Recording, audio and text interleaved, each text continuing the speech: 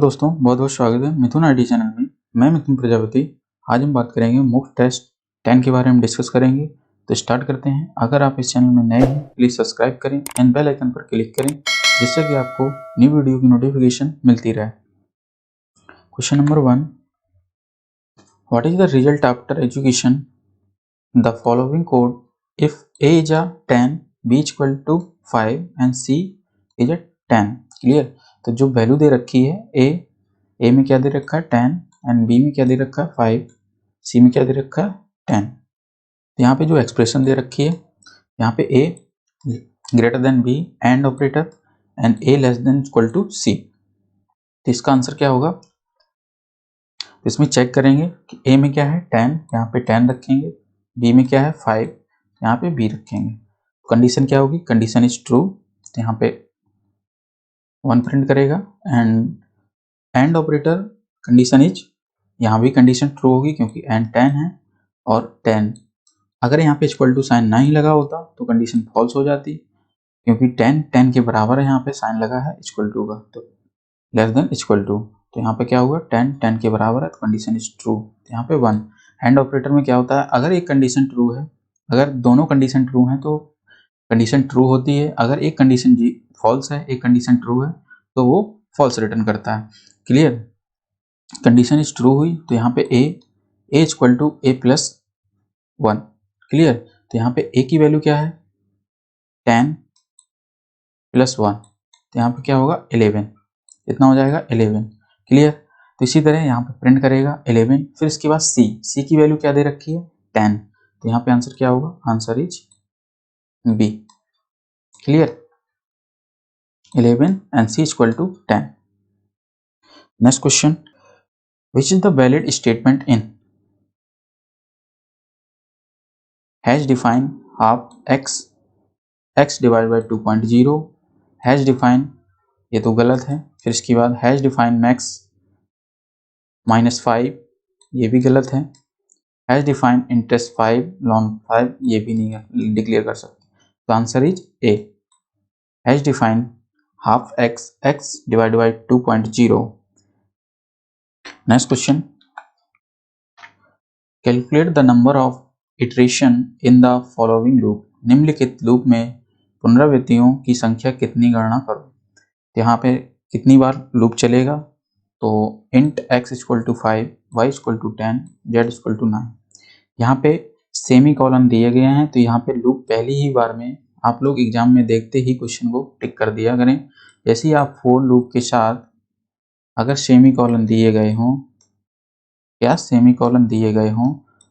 तो क्या होगा, इनफाइनेट लूप जाएगा। अगर इसमें कोई भी वैल्यू दे रखी है तो 0 होता है यानी इनफाइनेट लूप, तो इसमें क्या होगा, वैल्यू क्या होगी, इनफाइनेट लूप, तो आंसर इज बी। क्लियर। यहाँ पे कोई भी मान परिवर्तन नहीं होगा क्योंकि x इक्वल टू इंटीजर दिया गया है, इंटीजर वैल्यू है दे रखी है, इसमें कोई परिवर्तन नहीं होगा, तो इस वजह से लूप इनफाइनेट लूप होगा। Clear.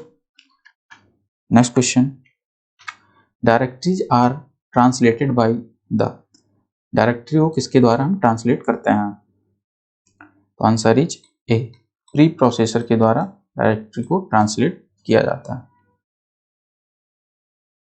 Next question, question number 5, what is the effect of following code. निम्नलिखित कोड का क्या प्रभाव होगा। यहाँ पे मेन इंट ऑप्शन 4, यहाँ पे ऑप्शन जो दे रखा है उसमें असाइन किया गया 4 and switch condition, switch statement का यूज किया गया। ऑप्शन डिवाइड बाई 2, तो यहाँ पे ऑप्शन की वैल्यू क्या आएगी 4, तो यहाँ पे 4 डिवाइड बाई 2, तो क्या कितना होगा, डिवाइड करेंगे तो 2 बचेगा। देन केस 1 केस 2, तो केस 2 में क्या दे रखा है वेस्ट। क्लियर। तो यहाँ पे क्या होगा, आंसर क्या है 2, केस स्टेटमेंट 2 चलेगा, तो यहाँ पे 2, क्योंकि 2 वैल्यू बची हुई है यहाँ पे, तो प्रिंट में क्या दे रखा है वेस्ट। फिर इसके बाद अगर यहाँ पे ब्रेक स्टेटमेंट लगा होता तो यहाँ पे क्या होता, कंडीशन यहीं पे रुक जाती। अगर ब्रेक स्टेटमेंट लगा नहीं है तो यहाँ पे क्या होगा, कंटिन्यू चलता रहेगा, नीचे भी आएगा एंड नीचे जाएगा, तो यहाँ पे क्या होगा वेस्ट नॉर्थ साउथ, तो आंसर क्या होगा, answer is c, west north south. Clear. Next question, what will the result of num one variable after education of following statement. जो नम की वेरिएबल दिया गया उसकी वैल्यू आफ्टर एजुकेशन के बाद क्या रिटर्न होगा। तो आंसर क्या होगा इसमें चेक करेंगे। Int main int j equal to 1 num equal to 4। While condition दे रखी है, यहाँ पे प्री इंक्रीमेंट ऑपरेटर लगा है, get less than equal to 10। तो यहाँ पे क्या होगा, कंडीशन चेक करेगा, जे की वैल्यू क्या है 1, यहाँ पे 1 आएगा, प्लस प्लस करेगा, प्लस होने के बाद यहाँ पे 2 हो जाएगी, क्योंकि प्री लगा है तो यहाँ पे पहले इंक्रीज होगी वैल्यू, फिर इसके बाद देन कंडीशन चलेगी। तो यहाँ पे 2 से स्टार्ट होगी कंडीशन, फिर इसके बाद कंडीशन ट्रू होगी क्योंकि 10 बड़ा है 2 से। तो नम में क्या दे रखा है 4 प्लस प्लस, यहाँ पे पोस्ट है तो यहाँ पे बाद में वैल्यू बढ़ेगी तो यहाँ पे 5 हो जाएगा। क्लियर। तो एक कंडीशन चलने के बाद तो यहाँ पे 2 हो गया, फिर इसके बाद 3 क्योंकि जे की वैल्यू 3, 4 5 6 7 8 9 10। जैसे ही यहाँ पे 10 आएगी कंडीशन क्या होगी, बराबर कंडीशन इज ट्रू, तो यहाँ पे 10 टाइम्स चलेगा, फिर इसके बाद इसकी वैल्यू क्या है 11 हो जाएगी, कंडीशन इज फॉल्स होगी तो बाहर टर्मिनेट हो जाएगा। यहाँ पे क्या होगा, जो वैल्यू दे रखी है तो इसमें क्या प्रिंट करेगा, तो यहाँ पे नम कितनी बार चल रहा है, जो कंडीशन ट्रू हो रही कितनी टाइम्स, 1 2 3 4 5 6 7 8 9। तो यहाँ पे कितना होगा 4, 4 1 के बाद 5 हो गया, 5 के बाद 6 7 8 9 10 11 12 13। तो आंसर क्या आएगा 13। क्लियर। तो आंसर क्या आएगा 13। क्लियर। क्लियर हुआ, क्योंकि यहाँ पे वैल्यू कितनी टाइम्स चल रही है, व्हाइल लूप कितनी टाइम्स चल रहा है, व्हाइल लूप कितनी बार जा रहा है, 1 2 3 4 5 6 7 8 9 बार व्हाइल लूप चल रहा है। तो कंडीशन क्या होगी, यहाँ पे 4 की वैल्यू यहाँ पे इंक्रीज हो रही है बार बार, जितनी बार लूप चलेगा ये उतनी बार 4 की वैल्यू इंक्रीज होती जाएगी नम की। क्लियर। जितनी बार व्हाइल लूप चलेगा उतनी बार नम की वैल्यू इंक्रीज होती जाएगी। Clear. Next question, which is the correct sequence of statement that swap value of two variable। दो वेरिएबल को स्वैप करने का प्रोग्राम बनाना। जैसे कि हमने 1 एंड 2 दो वैल्यू ले रखी हैं, तो हम चेक करेंगे इसमें कंडीशन कौन सी सही है, सेटिस्फाई कर रहा है। यहाँ पे a equal to a plus b, a equal to a minus b and b equal to a minus b. हम चेक करते हैं, a में क्या रखा 1 एंड b में रखा 2। तो यहाँ पे 2 और 3 मतलब 1 एंड 2 कितना हो गया 3। तो a में क्या आ गया, 3। क्लियर। इसी तरह फिर a equal to a minus b, a में क्या है a माइनस बी, ए में क्या है अभी हमारे पास 3 माइनस बी, बी में क्या है 2। क्लियर। तो यहाँ पे -1 हो जाएगा, तो यहाँ पे a की वैल्यू क्या होगी 1 हो जाएगा। क्लियर। फिर इसके बाद b equal to a minus b, यहाँ पे b चेक करेंगे, b equal to a minus b, तो b में क्या, तो b a माइनस बी, तो a में क्या है, a में 1 है, माइनस b में क्या है 2। तो यहाँ पे कंडीशन इज 1, तो b में क्या आ जाएगा 1 एंड a में क्या है 1। तो यहाँ पे कंडीशन सेटिस्फाई नहीं कर रही। इसके बाद नेक्स्ट चेक करते हैं, तो इसमें b को चेक करेंगे, a प्लस बी, तो a माइनस बी हमने क्या ले रखा है, a equal to 1 b equal to 2। Clear. तो हमने चेक किया a प्लस बी, तो a प्लस बी 1 प्लस 2, तो यहाँ पे क्या आएगा 3, a इक्वल टू 3 हो गया। क्लियर। अब इसके बाद b a माइनस बी, तो b a माइनस बी यहाँ पे 3 होगा, माइनस b तो यहाँ पे 2 हो जाएगा, तो 2 माइनस 3 तो आंसर क्या आएगा 1, तो b इक्वल टू क्या होगा 1। क्लियर। इसी तरह फिर a equal to a minus b, तो यहाँ पे a में क्या दिया है 3, b में क्या दिया है 1, तो a में क्या आ जाएगा 3 माइनस 1 तो 2 आ जाएगा, तो a equal to a minus b था, तो यहाँ पे a में क्या आ जाएगा 2। तो ये क्या होगा स्वैपिंग हो गई। अभी हमारी वैल्यू क्या थी, a में क्या था 1 था एंड b में क्या था 2। तो यहाँ पे आंसर क्या आ गया, a में हो गया 2 एंड b में हो गया 1। क्लियर हो गया। तो answer is b। Next question, what is the output of following code, main int I equal to 2, I 4, j equal to 5, print d I j। यहाँ पे दो स्टेटमेंट है, इनर एंड आउटर। तो पहले क्या करेगा, इनर लूप, इनर चलेगा, inner statement चलेगी, फिर इसके बाद आउटर। तो हम सबसे पहले int i equal to 2, int i for i j। तो यहाँ पे पहले ये चलेगा, तो i j में क्या वैल्यू दे रखी है, i की वैल्यू क्या है 4 एंड j की वैल्यू क्या है 5। तो यहाँ पे प्रिंट करेगा 4 5। फिर इसके बाद यहाँ पे जो आउटर दिया है तो यहाँ पे चलेगा i में क्या दे रखा है 2, तो यहाँ पे 2 प्रिंट करेगा एंड j में क्या दे रखा है 5। तो आंसर इज 4 5 2 5। तो आंसर क्या होगा, answer is A. Question number 10, what is the output of following code, main function int 1 b 10 swap a b and a। यहाँ पे क्या है swap int x y, temp यहाँ पे स्वैपिंग करने के लिए एक फंक्शन क्रिएट किया है। तो यहाँ पे क्या है, आंसर क्या आएगा a1 b10। तो यहाँ पे प्रोग्राम को देखना है, चेक करना है किस तरीके का प्रोग्राम है, किस तरीके से इसमें फंक्शन को कॉल किया गया है। ये मस्ट होता है, नहीं तो अभी तो आंसर आप तुरंत लगा दोगे क्योंकि स्वैप करना है तो यहाँ पे 10 1 हो जाएगा। क्लियर, लेकिन ये नहीं है, इसमें क्या हुआ है कि फंक्शन में जो कॉल लिखा है तो यहाँ पे क्या दिया गया है, इसमें जो आर्गूमेंट दिया है वो कॉल बाई वैल्यू के तरीके से पास किया गया है।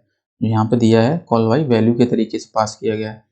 फंक्शन में किए गए बदलाव का प्रभाव मेन फंक्शन से नहीं आएगा। तो यहाँ पे क्या होगा, तो आंसर इज 1 एंड 10। क्लियर, जिस तरीके से वैल्यू दे रखी है वही प्रिंट हो जाएगी। तो आंसर इज बी। अगर यहाँ पे कॉल बाई वैल्यू का नहीं, यहाँ पे ए एंड बी का यूज किया होता तो यहाँ पे आंसर क्या आता 10 1। Clear. Next question, true false. 11, linker convert to source program into machine code. Linker source program को मशीन कोड में बदलता है, तो इसका आंसर क्या होगा, answer is false. Linker object code को मशीन कोड में बदलने का काम करता है। क्या काम करता है, ऑब्जेक्ट कोड को बदलने का काम करता है। यहाँ पे compiler source program to machine code में चेंज करता है। क्लियर, ना कि linker. Next question 12, in for loop the body of loop contains only semicolon invalid in C। Answer is true. हम फॉर लूप में सेमीकोलन लगा सकते हैं। Clear. Next question 13, main function is library function defined in studio stdio.h file. Answer is false. Main function एक library function नहीं है। Clear. Next question, floating point operand can not be used with module operator. इसका answer क्या होगा, answer is true. Float वाली संख्या का modular operator की सहायता से शेषफल नहीं निकाला जा सकता। क्लियर। यहाँ पे पूछा गया था फ्लोटिंग पॉइंट को शेषफल ऑपरेटर के साथ काम में नहीं लिया जा सकता। आंसर इज ट्रू, नहीं लिया जा सकता क्योंकि फ्लोट वैल्यू को हम रिमाइंडर नहीं निकाल सकते। Clear. Next question 15, C perform bound checking of array. इसका आंसर क्या होगा, answer is false.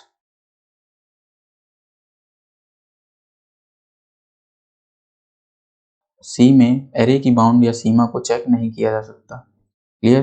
Next question 16,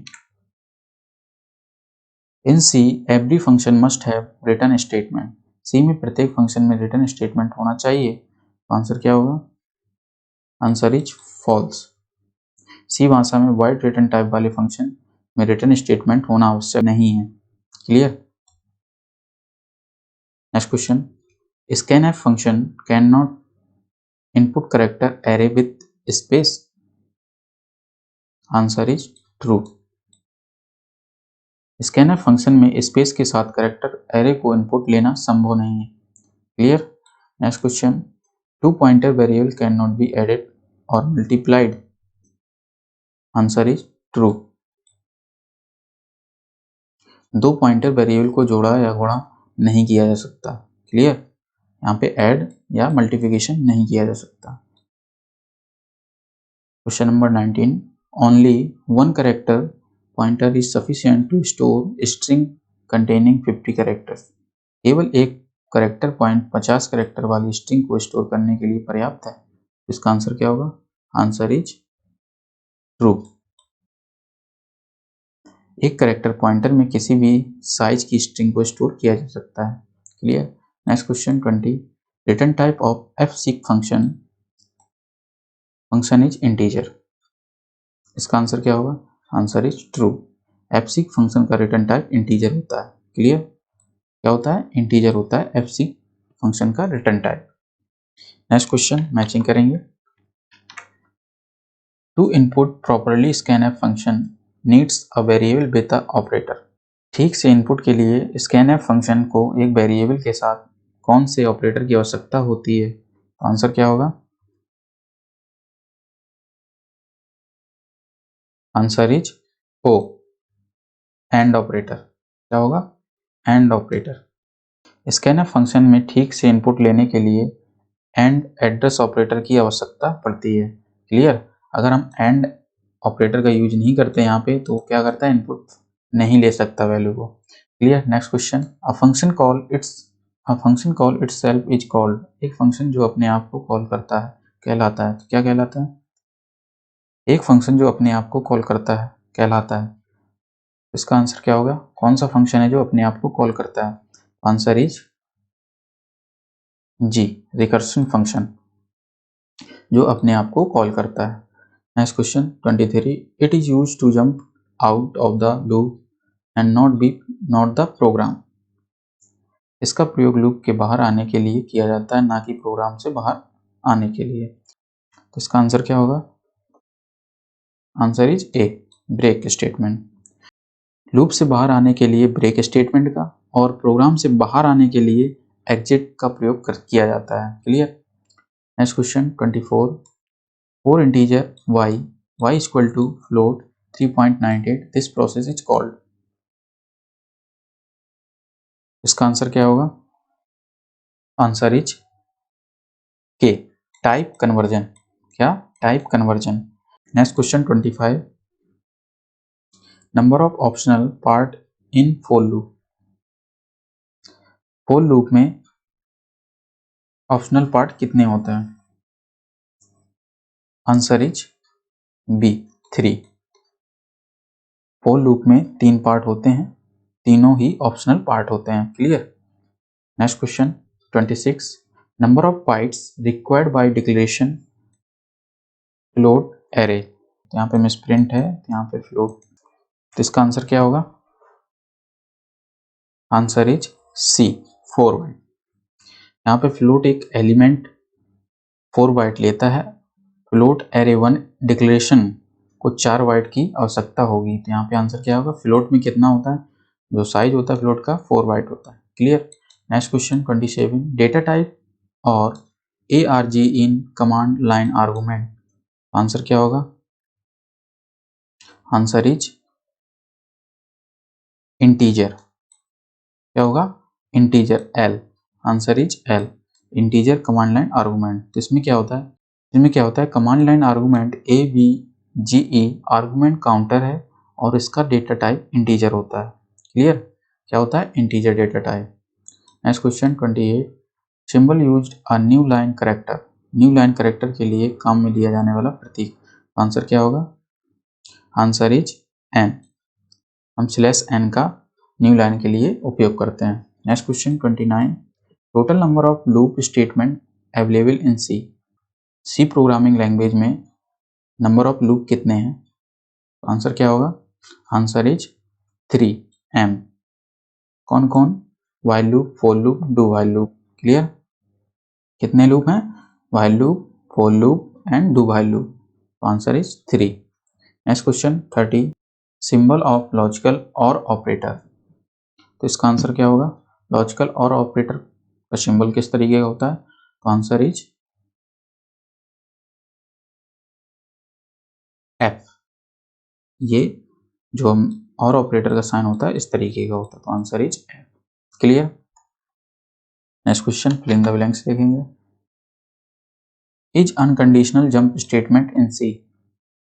इसका आंसर क्या होगा? जंपिंग स्टेटमेंट कौन कौन से होते हैं? गो टू स्टेटमेंट, जिसे हम जंपिंग स्टेटमेंट बोलते हैं। Clear?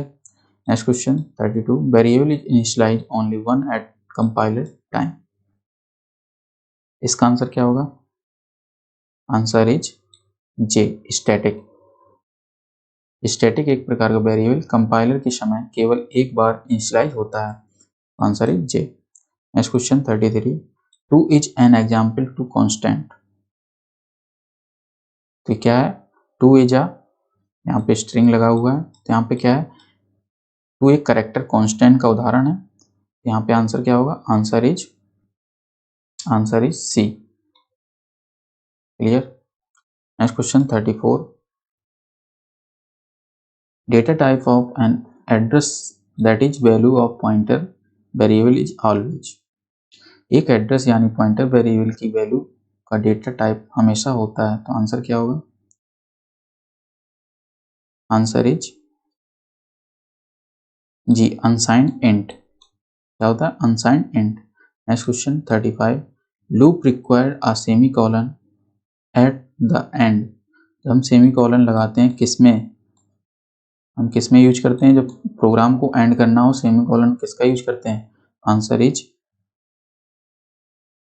Answer is o, do while loop. किसमें सेमी कॉलन लगाते हैं, do while loop. Do while loop के अंत में सेमी कॉलन की आवश्यकता होती है। Next question 36, is an operator as well as keyword in C. C भाषा में कीवर्ड के साथ साथ एक ऑपरेटर भी है, इसका आंसर क्या होगा, answer is B, size of. Size of C language में एक कीवर्ड के साथ साथ एक ऑपरेटर का भी काम करता है। Clear. Next question 37, is the default storage class of any declare variable. इसका आंसर क्या होगा, answer is L, auto. Clear, क्या होगा, auto. Question number 38, always ends with a null character. Answer is K, string. String की समाप्ति हमेशा null character से की जाती है, answer is K. Next question 39, by default any user defined function return. इसका आंसर क्या होगा, answer is A, integer, int. Default में यूजर द्वारा बनाया गया कोई भी फंक्शन इंट टाइप का डेटा रिटर्न करता है। क्या करता है, इंट टाइप का डेटा रिटर्न करता है। Next question 14, ftel function return type data type. इसका आंसर क्या होगा, आंसर इज ई। क्या होगा, answer is E. ftel function long data type का डेटा रिटर्न करता है। क्लियर। आई होप आपको समझ में आया हो। वीडियो को ज़्यादा से ज़्यादा शेयर करें एंड लाइक करें, चैनल को जरूर सब्सक्राइब करें।